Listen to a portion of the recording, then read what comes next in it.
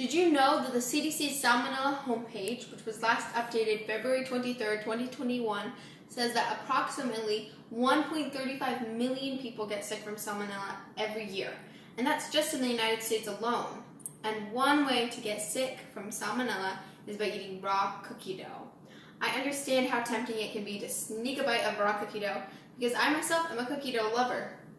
But I also know that it's important to practice proper food safety because I am a certified Texas food handler and a certified food service manager. Today I'm going to tell you how you can make your own cookie dough at home and why it's important to make safe to eat cookie dough. First, I'll tell you the ingredients you don't need, then I'll tell you the ingredients you do need, and then we'll mix it all together.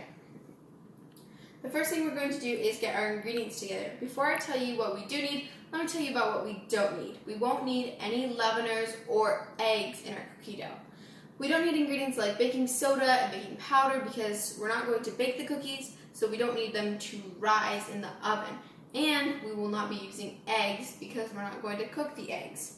An article on Healthline written by Kimberly Holland on December 17, 2018, titled Cookie Dough, Eating Health Issues, says that if you're using unpasteurized eggs, they have to be cooked to 160 degrees Fahrenheit.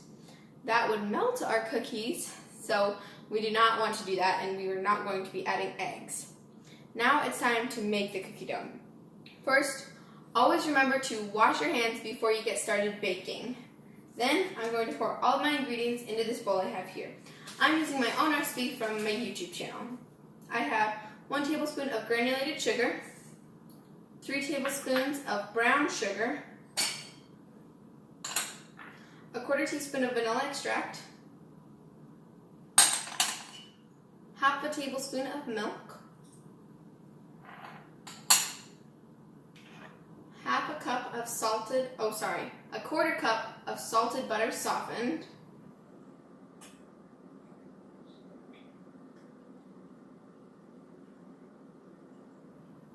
and the last ingredient we have is 1/2 cup of heat-treated flour. Now, believe it or not, the CDC has an article titled Say No to Raw Dough, which was last updated January 7th, 2021, that says flour is actually raw, and this is because it hasn't been treated to kill bacteria such as E. coli. So, to kill the bacteria in the flour, what you want to do is place your flour on a baking sheet and spread it out, and then preheat your oven to 350 and bake the flour for 5 minutes, and this will kill the bacteria in the flour. Now, I've already done that, and I've also let my flour cool down completely, so now I'm ready to move on. Just pouring my flour in my bowl, and now we're going to mix it all together. I'm mixing my cookie dough by hand, but if you have a stand mixer or a hand mixer, you can also use that, and it makes it a lot easier. And once you're done mixing all that together, you're going to add 1/2 cup of semi-sweet chocolate chips because we're making chocolate chip cookie dough today. But this is the part where you can really get creative. You can customize your cookie dough any way you want to make it whatever cookie dough you want. You can add peanut butter, you can add white chocolate chips, you can even add sprinkles. The possibilities are endless. And there we go, I'm all done.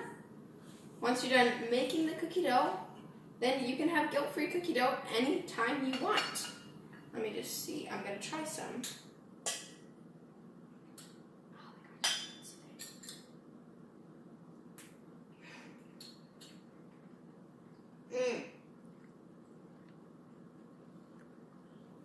Almost tastes like the real thing, which is good enough because it protects your health and safety.